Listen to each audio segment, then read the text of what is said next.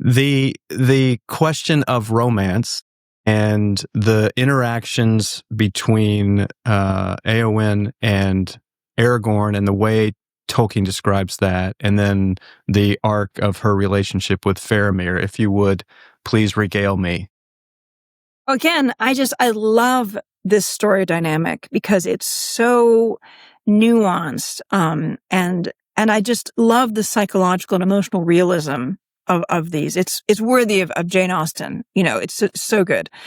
Because we have what could have been a love triangle if he were a lesser writer, but he's not, and it isn't.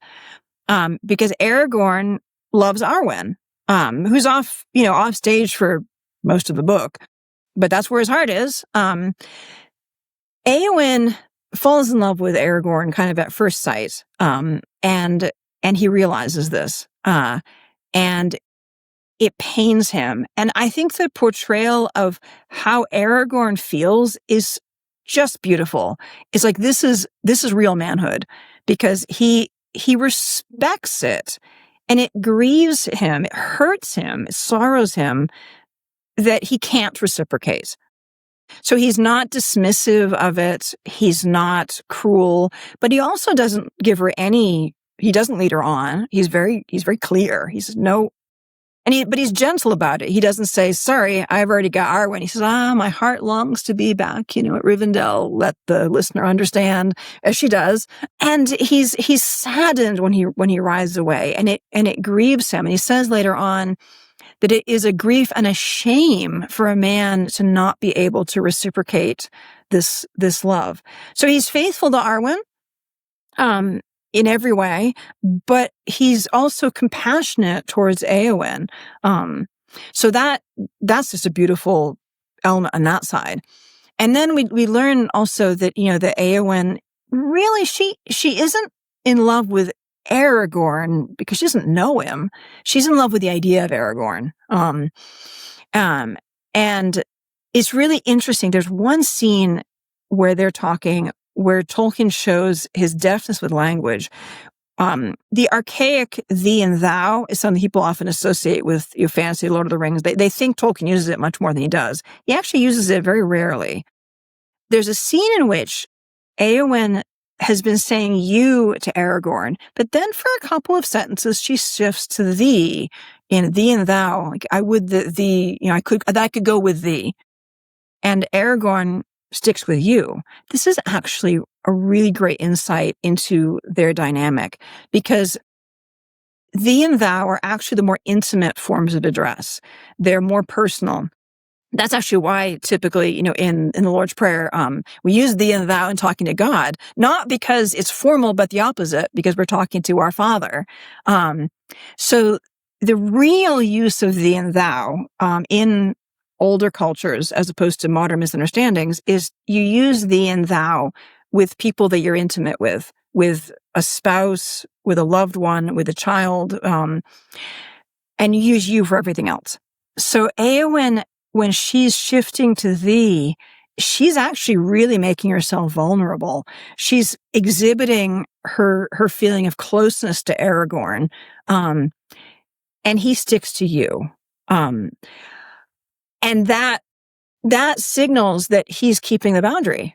And of course, she feels it. She feels the boundary, and she knows that she is being rejected in the gentlest possible way.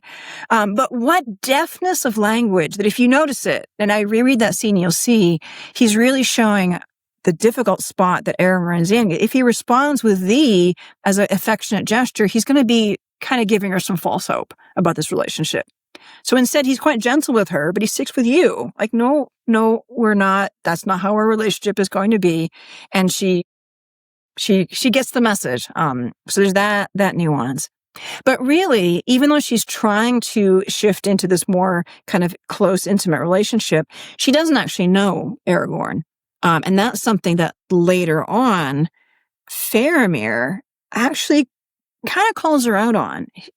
She's sort of moping. After she's healed, she's received an invitation to go to the field of Cormallen, but her brother has invited her. And she's not going. And Faramir, who has by this point fallen deeply in love with her, says, I think I know why you're not going, but it's one of two reasons. And she says, oh, don't play games with me. Don't do riddles. What is it? He says, well, either you're moping because it was your brother who sent the invitation, not Aragorn, and you wanted Aragorn to invite you, or it's because you want to stay here with me because I'm not going. Or maybe it's something of both. Very wise Faramir is. And Eowyn realizes that this is true. And this is a moment of sort of self-understanding for her. And I love it that there's this sort of respectfulness about communication here, because Eowyn says to Faramir, first of all, is trying to kind of probe this. He's like, there's something going on here, and I want to figure it out. And the eternal thing of women are mysterious. How do I even approach this? So he approaches it kind of tangentially. And Eowyn, who's a pretty straight talker, says, just cut the riddles, give it to me straight. And he does. And that, to me, like, okay, this is going to be a successful marriage, right? Because he respects her enough that when she says, give it to me straight, he does. And it's pretty straight for him to say, you really kind of have a crush on another guy, right? And she's like, okay. But then Faramir is the one who points out to her that really it's not Aragorn, it's the idea of Aragorn. And at that point, Eowyn has had a chance to heal. And she's had a chance to heal in an environment that's wholesome, with people who are telling her the truth rather than lies. This is really important because back, at Edoras, she's being filled with lies by Wormtongue and having to try and sort that out. What's true? What's not? In the Houses of Healing, she's experiencing psychological healing and emotional healing as well. Everyone is speaking the truth to her. They're being compassionate, but they're not lying to her. They're recognizing the truth. They're in grave danger. They could all die. The forces of Sauron could come crashing through. They're recognizing that, but they're giving her truth, and she's able to kind of heal.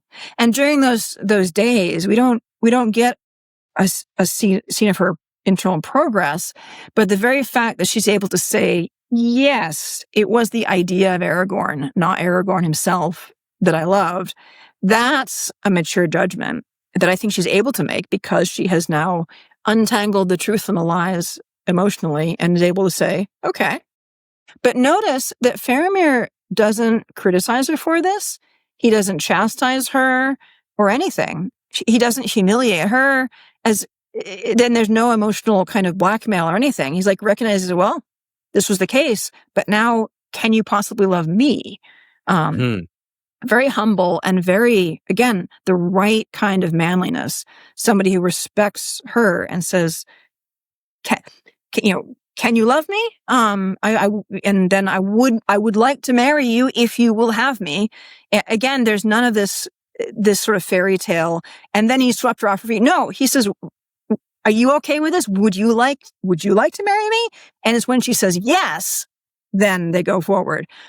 So again, a very, I think, realistic holding of this dynamic. And okay, it's set in the fantasy trappings. It is very romantic in the big sense, but it's grounded in really, I think, psychological and emotional realism. Tolkien knew how people relate with each other, and he understood the need for that kind of respect from a man to a woman and from a woman to a man, and he models it for us. So I think that whole Eowyn-Faramir relationship is such a beautifully healthy relationship, and again, grounded in a real knowledge of how human beings are. So honest and so much respect both ways, and the self-respect of Faramir to be direct, to not be cunning, to not be manipulative, right? Which unfortunately is a common root that and also the humility to accept that she might not choose him. Yeah. And again, humility is a theme that comes up again and again. All of the best characters exhibit humility. All of them do. That's such a profound virtue for Tolkien. And Faramir exhibits it.